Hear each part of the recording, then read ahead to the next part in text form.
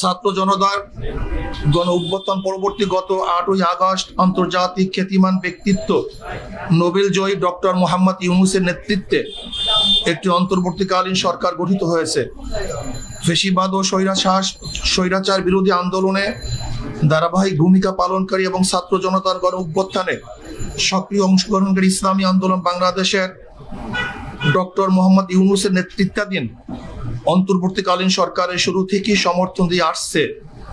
একটি দায়িত্বশীল রাজনৈতিক দল হিসাবে দেশ ও জনগণের কল্যাণে একটি স্থিতিশীল রাজনৈতিক পরিবেশ তৈরি এবং অর্থনীতি পুনর্গঠনে আমরা অন্তর্বর্তীকালীন সরকারকে অব্যাহতভাবে সহযোগিতা করে যেতে চাই। সেক্ষেত্রে অন্তর্বর্তীকালীন সরকারকে দেশের শান্তিকামী জনগণ এবং ফ্যাসিবাদী বিরোধী আন্দোলনে অংশগ্রহণকারী ছাত্র জনতা ও রাজনৈতিক দলগুলির মধ্যে আস্থার পরিবেশ তৈরি করতে হবে।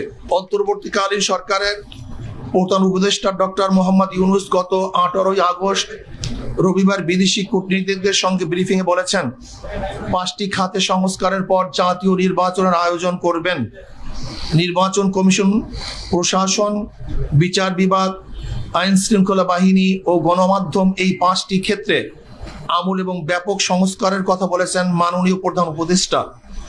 আমরাও মনে করি এসব প্রতিষ্ঠানগুলো ব্যাপক সংস্কার প্রয়োজন, কারণ বিগত সরকার অবৈধভাবে ক্ষমতায় টিকে থাকতে রাষ্ট্রের গুরুত্বপূর্ণ সব প্রতিষ্ঠান ধ্বংস করে ফেলেছে।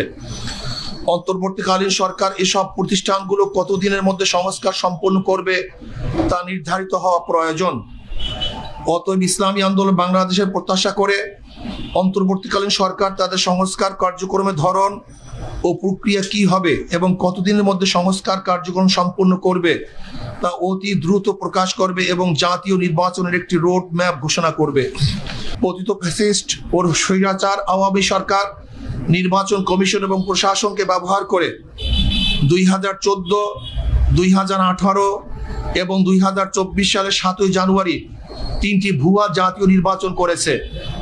এসব একতরফা ভুয়া পাতানো ও ডামি নির্বাচনের মাধ্যমে তাদের অবৈধ ক্ষমতাকে দীর্ঘায়িত করেছে।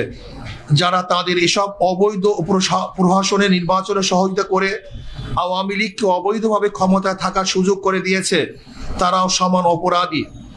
অতএব 3টি অবৈধ প্রশাসনের নির্বাচন পরিচালনাকারী 3টি নির্বাচন কমিশন এবং প্রশাসনের যেসব কর্মকর্তা তাদের অবৈধ কাজের কুশীলব ছিল, তাদেরকে আইনের আওতায় এনে শাস্তির মুখোমুখি করতে হবে, যাতে ভবিষ্যতে কেউ অবৈধ নির্বাচনের সাহস না করে।